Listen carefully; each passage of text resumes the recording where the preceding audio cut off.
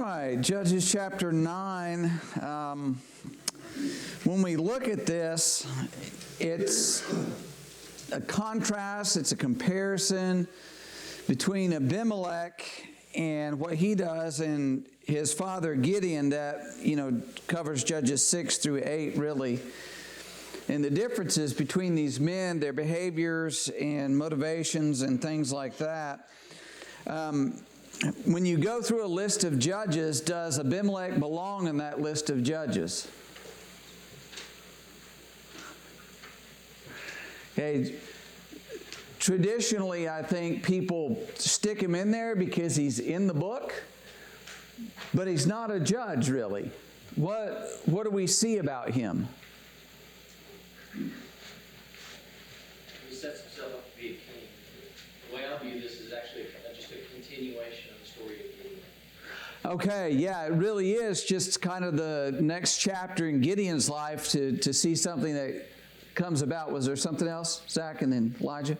What he was or what he wasn't. It says in verse 22, chapter 9, that he ruled over Israel 3 years.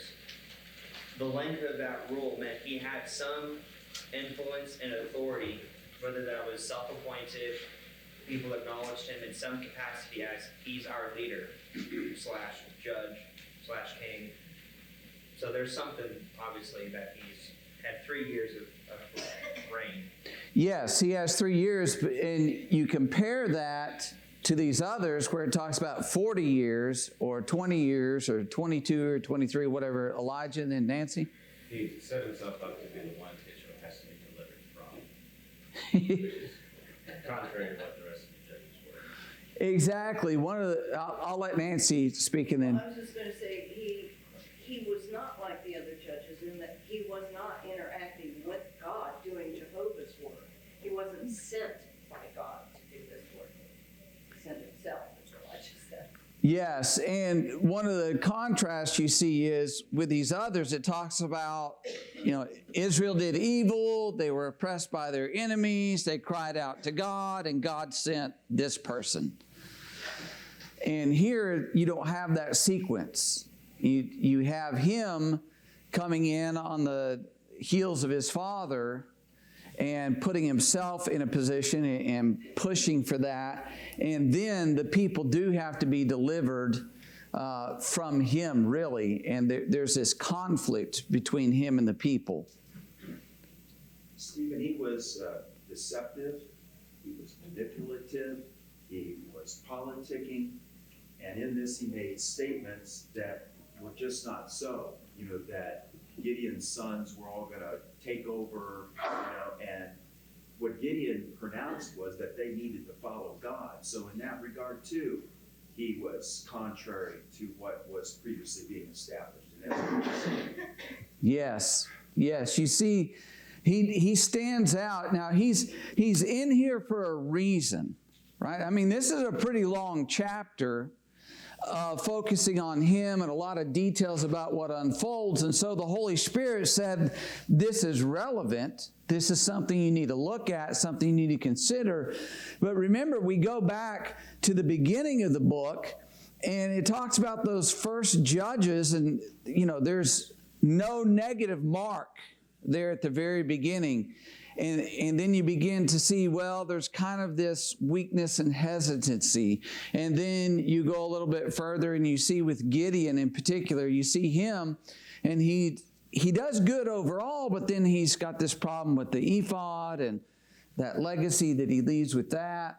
And now his son is this guy that it's almost like it's really quickly coming off the rails with him. And then after this, a couple of them are mentioned quickly, and then we get into the account of Jephthah, and it's like shocking what happens with Jephthah.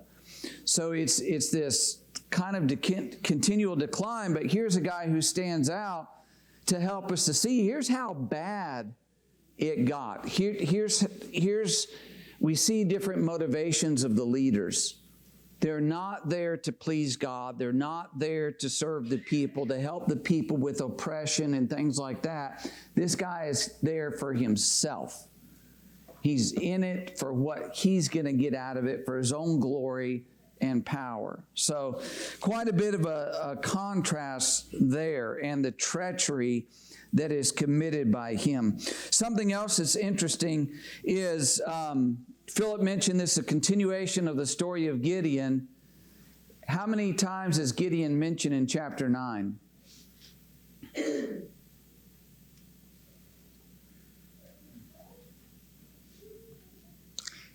And the answer is, in one sense, 0. His name Gideon's not used, but his name Jerubbaal is used there. And that also, I think, points to the fact that it's talking about, this tie to idolatry and Baalism, that is kind of jumping out in this chapter as well. So, in part, this is kind of a legacy that Gideon leaves. But back in chapter 8, verse 22, what did Gideon say to the people? Or what did the people ask of him, and then how did he respond? Chapter 8, 22 and 23. Let's just go ahead and read that. Who will get that? Go ahead, Zach. Then the men of Israel said to Gideon, "Rule over us, you and your son and your grandson also, for you have saved us from the hand of Midian." Gideon said to them, "I will not rule over you, and my son will not rule over you. The Lord will rule over you." Okay. So when it says both you and your son, of course, we know a little bit later in verse 30, it says that Gideon had 70 sons by his many wives, and then he had this other son, chapter 8, verse 31, Abimelech by his concubine in Shechem. But when it says your son, what they're saying is, we want to establish you as a royal dynasty, and your descendants would rule over us. And when they approached him with that, he just flat out turned them down. No, that's not going to happen. That's not what I want. That's not what I want for my sons. That's not what we're about here. And in chapter 9, we come and see that there is one son that says, yeah, that is what I want. And so we'll dig into that. Any other thoughts before we dive into the chapter itself? Judges chapter 9. All right, let's read here. Judges chapter 9, 1 through 6, please. 1 through 6. Who will grab that? Ron, go ahead. Then Abimelech, the son of Jerubbaal, went to Shechem to his mother's brothers and spoke with them and with all the family of the house of the mother's fathers, saying, "Please speak in the hearing of all the men of Shechem, which is better for you, that all 70 of the sons of Jerubbaal reign over you, or that one reign over you. Remember that I am your own flesh and bone."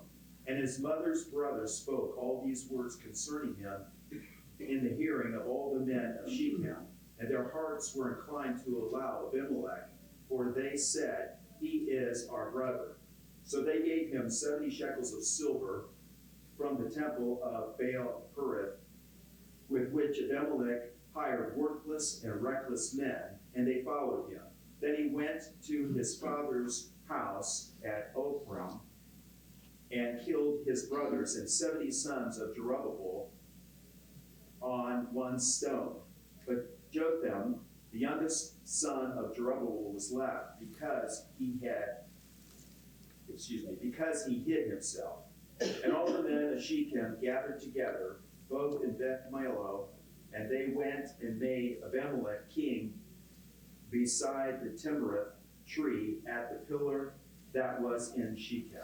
Okay, so question 1, I had asked, to whom was Abimelech born and what terrible action did he take? I should have included to establish and protect his rule, his power. So whose son was he?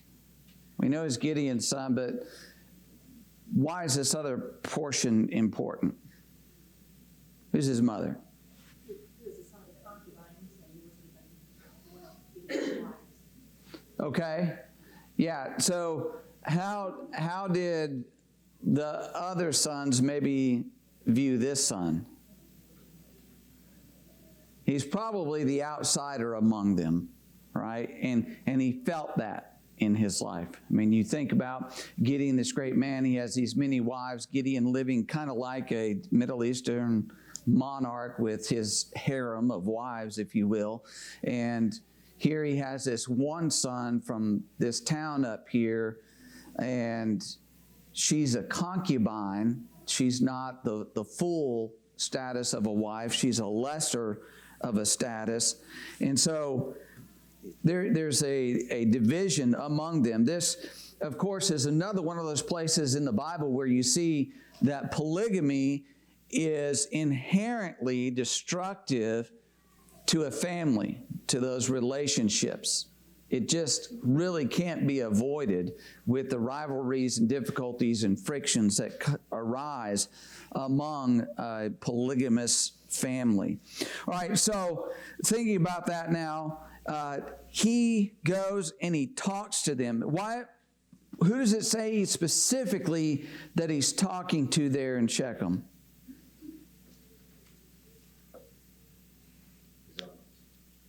Do what? His uncles. Okay, his uncles, his mother's brothers, right? He goes to his mother's father's house. He's talking to them and appealing to them. What's his rationale in this? He gives kind of two arguments, but how does he reason with them to say, I need to be your king? He actually plays the relative card. I mean, he makes his argument about, oh, do you want 70 people or do you want just one? Mm-hmm. Of course, that's always going to look more appealing, maybe. But then he says, and remember, I'm your flesh. I'm your flesh. Mm-hmm. Even though he would obviously claim Gideon or Jerubbaal as his father. That would be the elevated position.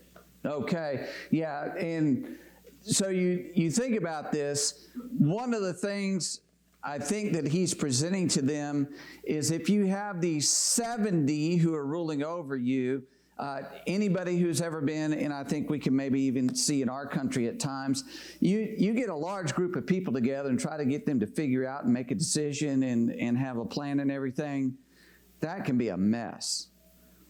Monarchy is the most efficient type of government that there is. Now, and it's really the best form of government. Don't be shocked. Christ is a monarch. So when the monarch is right and good, you're not going to get better than that. The problem among men with monarchy is men are men. And we see this here in this chapter on great display. They act in selfish ways very often, and it ends up being a problem for the people. But monarchy is efficient. That's one of the appeals he's making to them. Look, do you want one guy or do you want 70 guys? But then he plays that family card. Hey, I'm your flesh and blood. So what's he implying in that?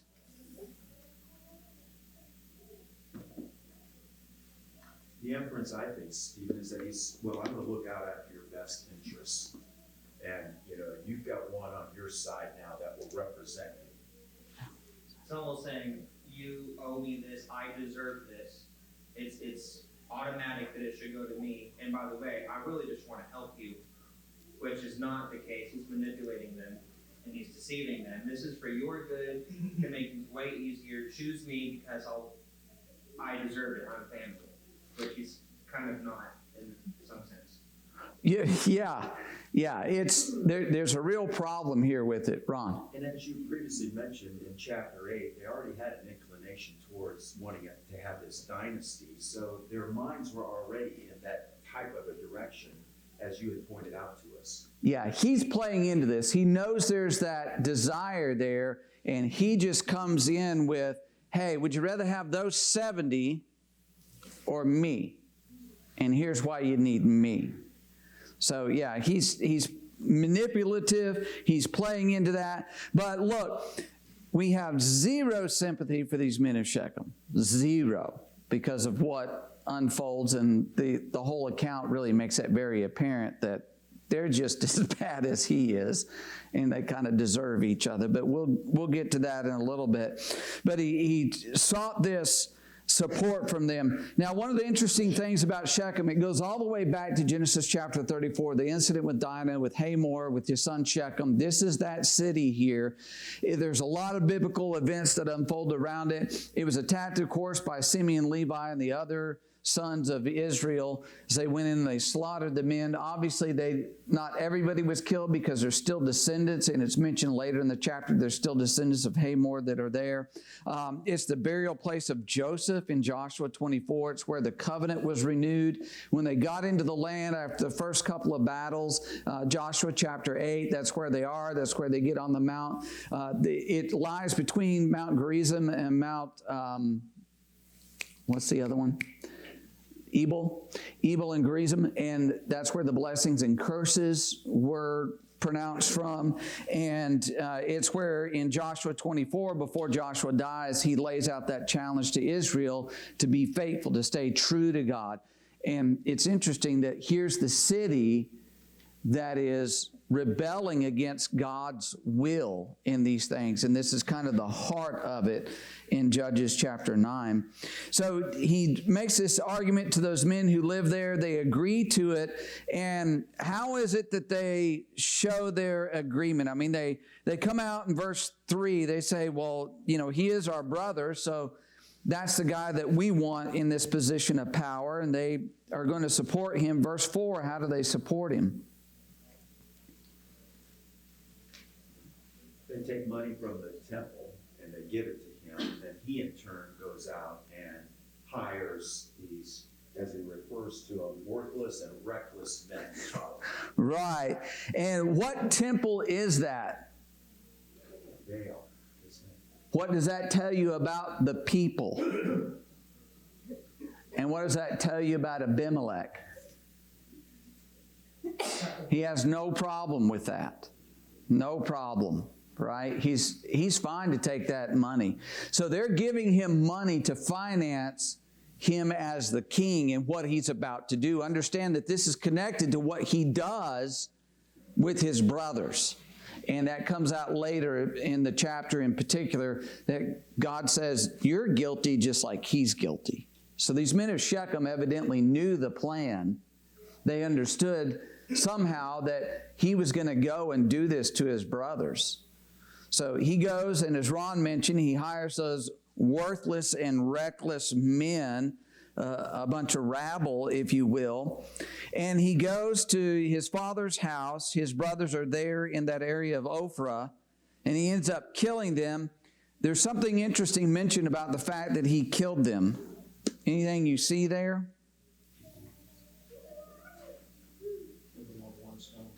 What does that mean that he killed them on one stone? This was a planned, purposeful event. It was an execution. Yes, it was systematic, orderly. He's killing them one after the other after the other.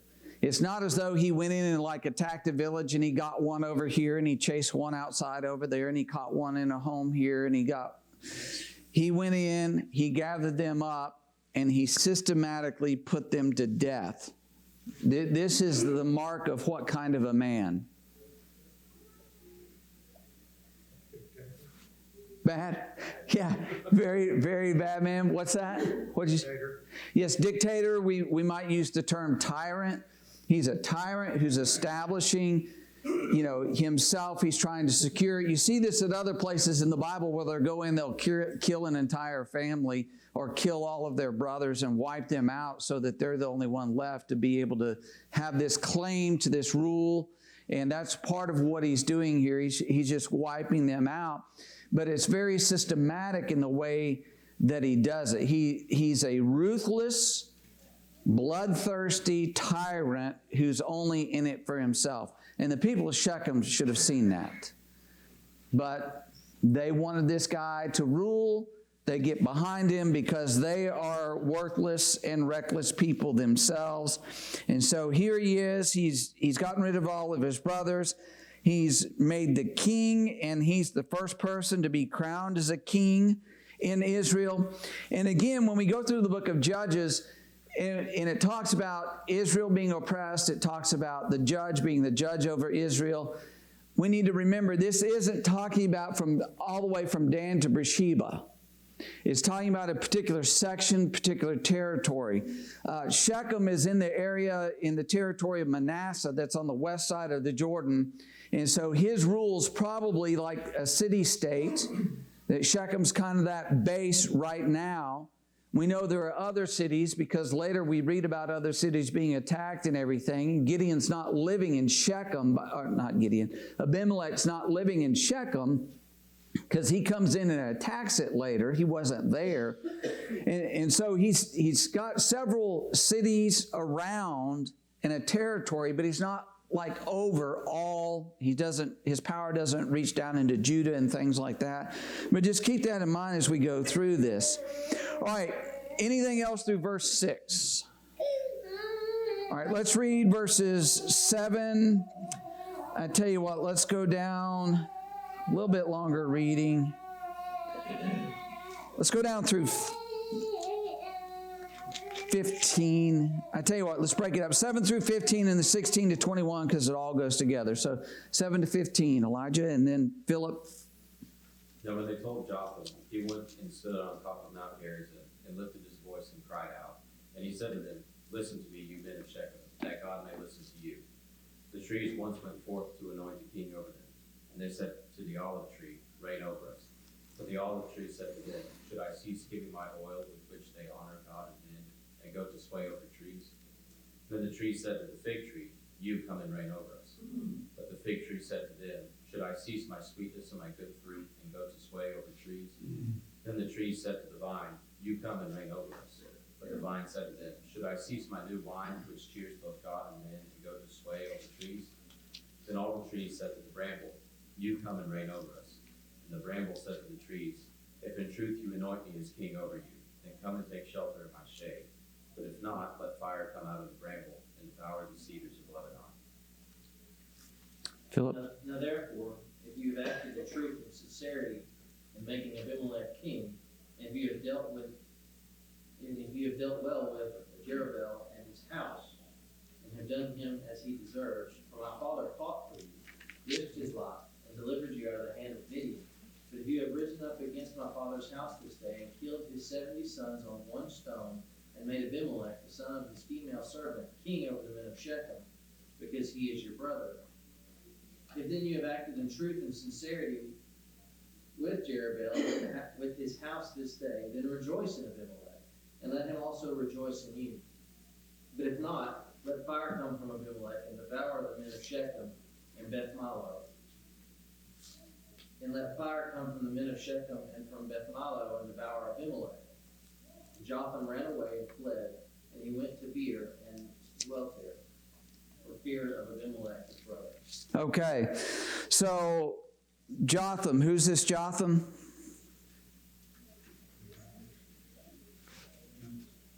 Yeah, the youngest brother who had escaped the slaughter. And so he's come back now to make this declaration. One of the things about it is, it's interesting, at least to me, he's there on Mount Gerizim. Mount Gerizim was the Mount of Blessing. And so he's up there, and what's he declaring? A curse. Yeah, exactly. He's declaring a curse against them. And they would have been familiar with that history, assuming they would have been familiar with that history. But question number 2, I'd asked you to explain Jotham's fable here. So let's just kind of step through this. What's the story he tells here? Well, these trees go to other trees and they're asking, hey, why don't you be king over us? And the tree refuses. What kind of trees? Okay, this first tree that they go to. An olive tree. Olive tree. Why is it mentioning olive tree, and what does the olive tree respond? What's going on there?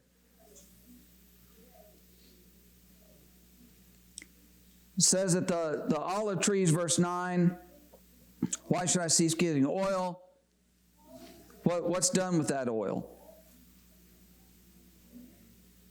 It honors God. Honors God and man? Well, an olive tree was vital in that region. It was probably probably one of the most valuable crops they had. So they started with the highest, the most important. Okay. You think about what an olive tree was used for, at least its product, that oil that it mentions here, to anoint kings. It was used for medicinal purposes.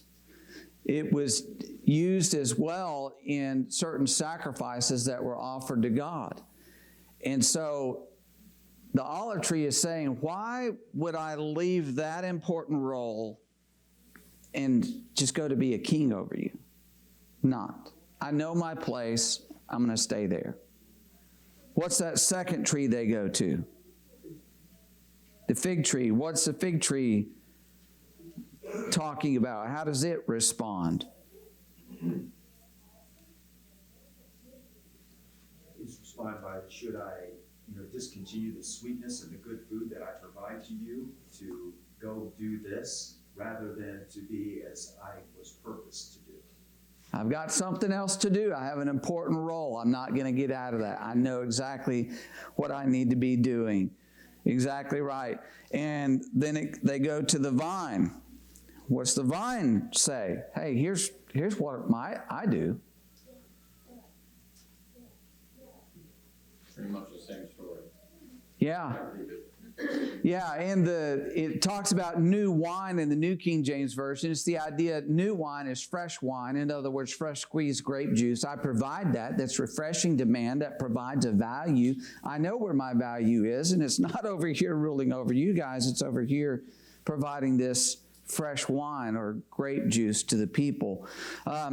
So then they come to what?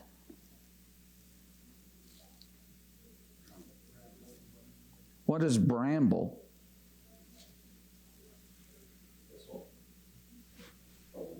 Yeah, thorns, thistles. So what does that automatically tell you? What's that? It doesn't produce. It destroys. Anything else? Anybody ever got caught up in brambles? Okay, around here, I'm not even sure what they're called. I know as a kid in the woods all the time, there's these little thin, green, thorny, stringy things that grow up. And they might be a foot off the ground or they might be 10 feet long. I mean, and I remember sometimes going through the woods and just all of a sudden you get caught in that and it'll rip through pants sometimes and poke you. It's just think of that maybe. Think of a rose bush without leaves and petals and, the thorns on that. This is a no good bush. There's no inherent value in there. And the bramble, how does the bramble respond?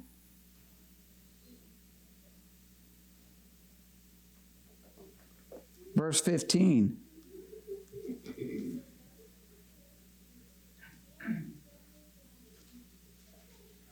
If you rule over me while then you come near me. Or if you anoint me to be your king, then you can do what? Big shade. It doesn't provide shade. It's almost completely worthless as far as shade goes. So what's the bramble really? And what Jotham is doing in the way he's presenting it is, this is ridiculous. This is utterly absurd in what you've done. You've chosen a bramble who's promised this, but there's no way that bramble can provide it. Abimelech can't provide what he said he's going to provide. Going back to that, I'm your family, I'll look out for you. No, that's not him.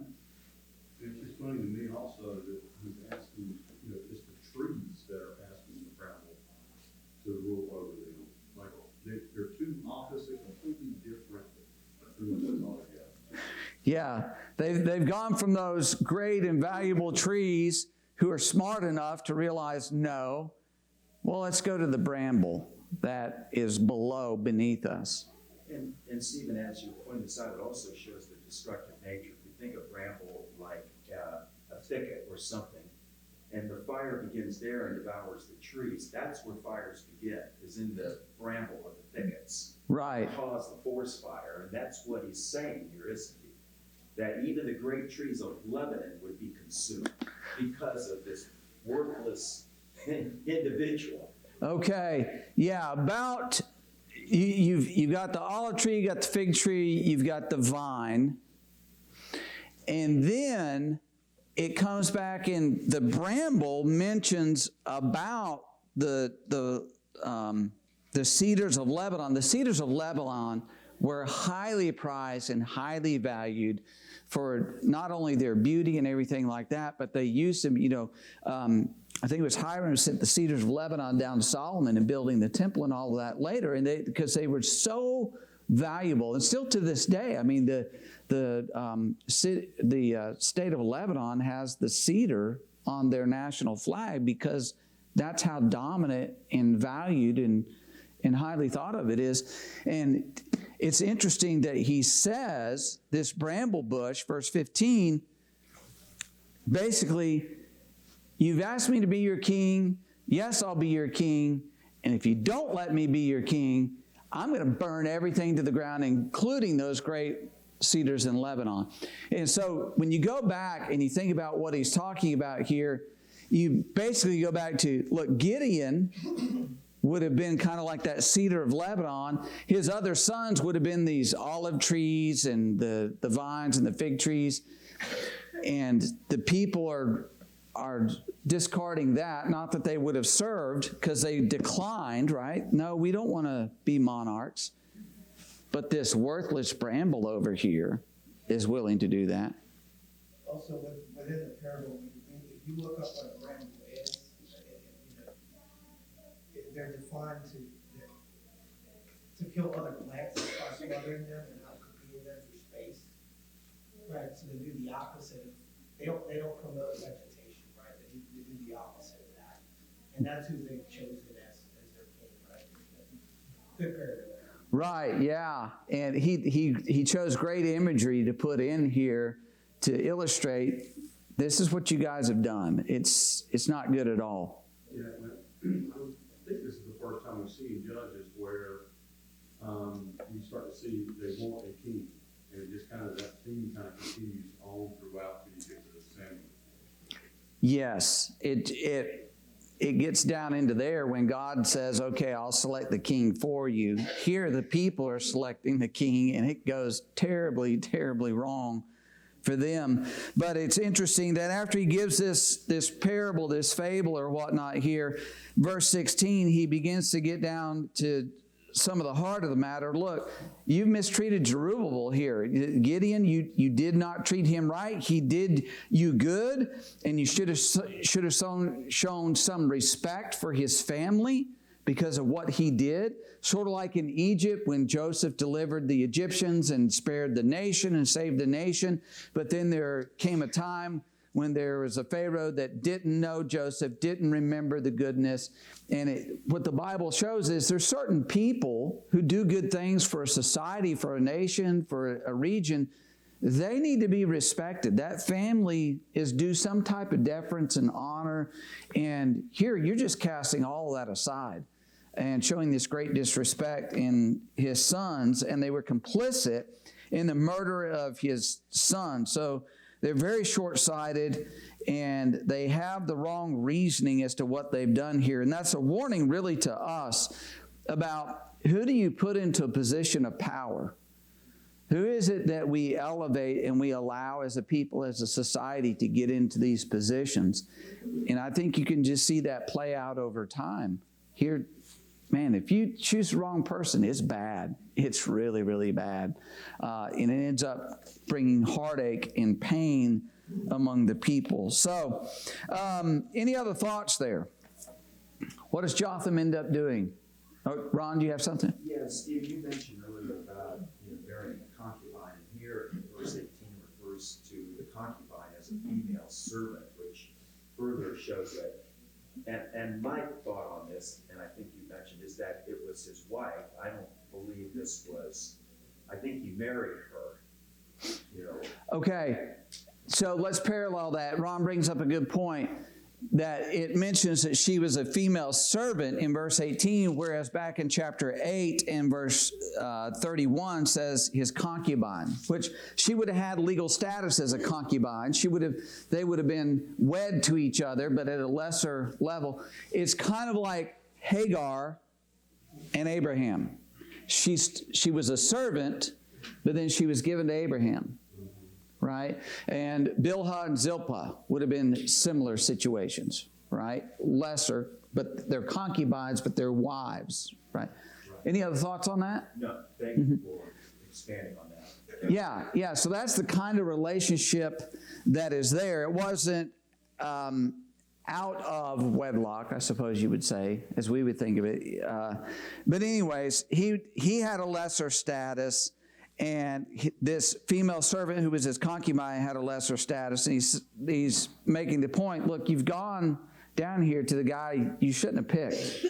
And he shouldn't be ruling over you. Well, verse 20, he predicts what's going to happen. The men of Shechem, the men of Beth Milo, and one of the things I saw about the Beth Milo, that's the idea, this is a fortress. It's talking about Milo as fill. It's like the fill in between two walls. And probably what it's referring to is the guards or the military aspect of the city of Shechem, that group of men with the Shechemites in general are ones who elevated him, supported him to be the king, as well as surrounding areas, as we talked about before. But then, of course, Jotham, he gets away because he knows his life is in danger. And then we read about how everything unfolds. Anything down through 21? All right, so 22, really down to the end of the chapter, it lays out everything that unfolds. Let's read 22 to 24. Who's got that? 22 to 24. Go ahead, Carter. After Abimelech had reigned over Israel 3 years, God sent a spirit of ill will between Abimelech and the men of Shechem. And the men of Shechem dealt treacherously with Abimelech, that the crime done to the 70 sons of Jerubbaal might be settled, and their blood be laid on Abimelech, their brother, who killed them, and on the men of Shechem, who aided him in the killing of his brothers. Okay. So he reigns for 3 years, as we mentioned at the beginning of the class. What jumps out about that?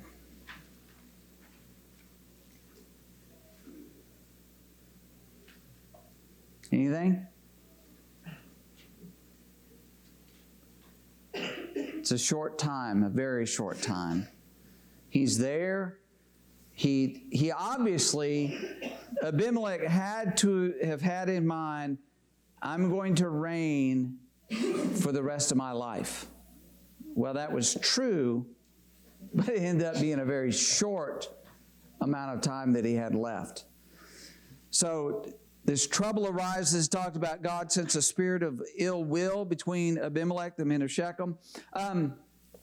This spirit of ill will, there's various places where it talks about God sending an evil spirit to someone, or like in 2 Thessalonians, talks about God sends them a strong delusion. And the idea is that God removes his care, his protection from an individual, and those things come into their life. And so He's allowing all of this to unfold, and providentially, you have the men of Shechem and Abimelech getting crossways with each other. And so they deal treacherously with him, and he has dealt treacherously with his brothers. So the fable begins to unfold here, and it makes them complicit, verse 24, in the murder of his brothers. So everybody's guilty of innocent blood here. All right, let's read 25 to 29 to see specifically what they do. Josh, you want to get that for us? In opposition to him, the citizens of Shechem set men on the hilltops to ambush and rob everyone who passed by, and this was reported to Abimelech.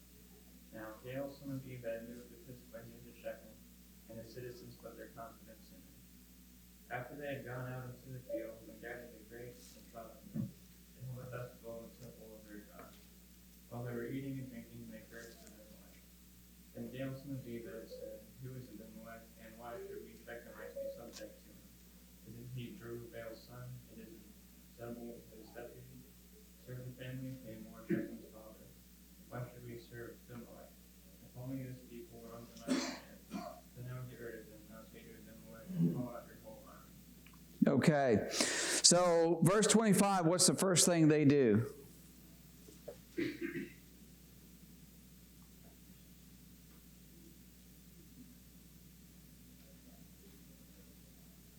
Well, they plan to ambush him. In other words, take his life if they could. Yeah, if he's coming up the road into Shechem, we've got men in place to attack, to kill him, to take him out. And it appears that those men want to take advantage of that for their own prosperity. Exactly. That's the kind of men we're talking about here. Exactly. They began to rob people who are traveling road. It's not just attacking Abimelech, and they're there for a very specific strategic militaristic purpose, but hey, let's go ahead and make some extra money here. And they begin to attack the people, which this is part of that idea that it brings affliction and oppression to the society. Well, then what's the next thing that happens? This guy, Gael. Who's he come with? Verse 26. His brothers. It's interesting to me that Abimelech gets rid of all his brothers, and this Gael brings his brothers. They're involved in it. They're with him on that. And so they go out, they have this great feast, and what does Gael do?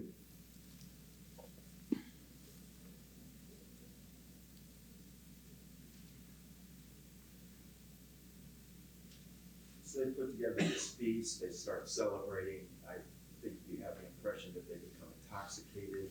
Yes. Celebration, and they begin to curse Abimelech. Okay. They're involved in essentially an idolatrous feast here. They become intoxicated.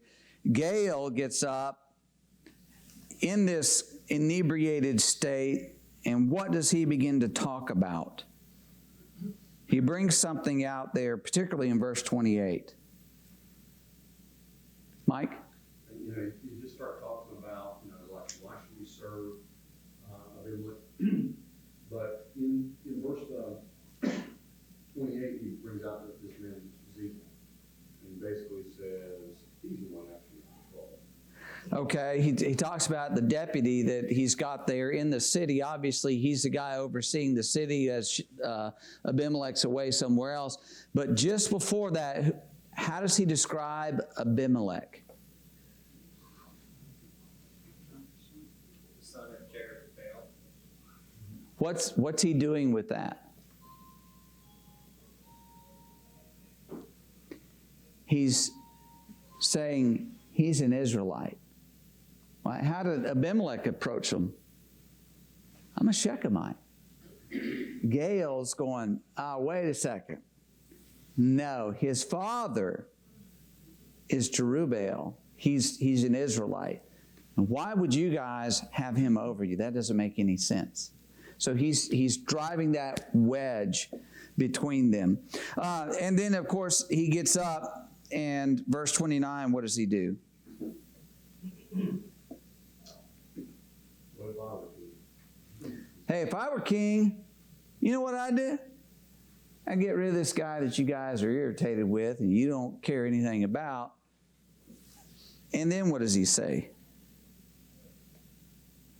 So funny to me.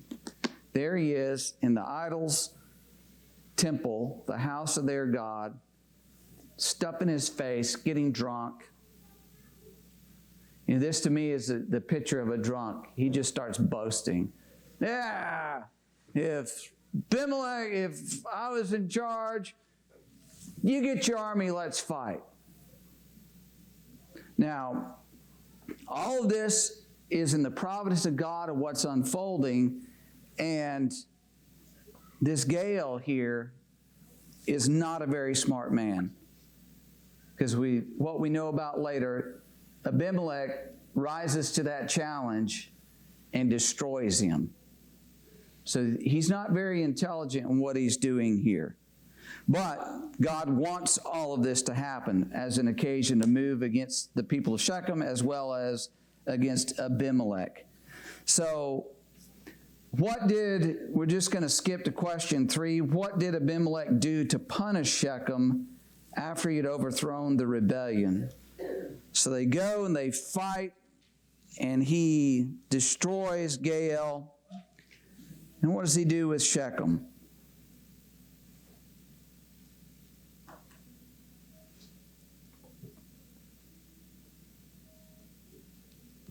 Verse 45. Go ahead, Ron. He sowed the land with salt so that it would become worthless. Okay. Verse 45, he says, he fought against the city that day, took the city, killed the people, demolished the city, and sowed it with salt. He razed it. He tore down the wall. He tore down buildings. He killed the people who were in there. Basically, he made it uninhabitable. Now, 200 years later, under Jeroboam I, Shechem's rebuilt. But it's 200 years before it's rebuilt. But it talks about all those people that he went in and he killed there. That's what he did to bring retribution against them. In verses 46 to 49 in particular, it talks about the fact that he goes there and he kills about 1,000 men and women. And any other thoughts? Cruz? So, when reading all this, I see how this all tracks back to Gideon. Under God's law, the Israelites were instructed not to intermarry with people of the land. Mm-hmm. And he did the opposite of that, right? He brought a Canaanite into his concubine, had Abimelech. And if we read into what Abimelech means, it means father king, or my father is king. So since day one, right, he, saw himself as the replacement in this quote-unquote throne, right? So, interesting when you take a step back and just assess all that and how all that unfolded and resulted in chaos. Yes, and the Lord, remember, initially, even when they went to Ebal and Gerizim, and the curses, part of the curses were, you don't do what I tell you, and here are the consequences are going to unfold. And intermarrying with people of the land was one of those things, and here's consequences that you see unfolding. Exactly right. All right, we're going to have to pause there. Let's pick up in 9 verse 50. But please, we'll quickly finish that up, but we're going to go on into Jephthah. Lord willing, next week, Jephthah.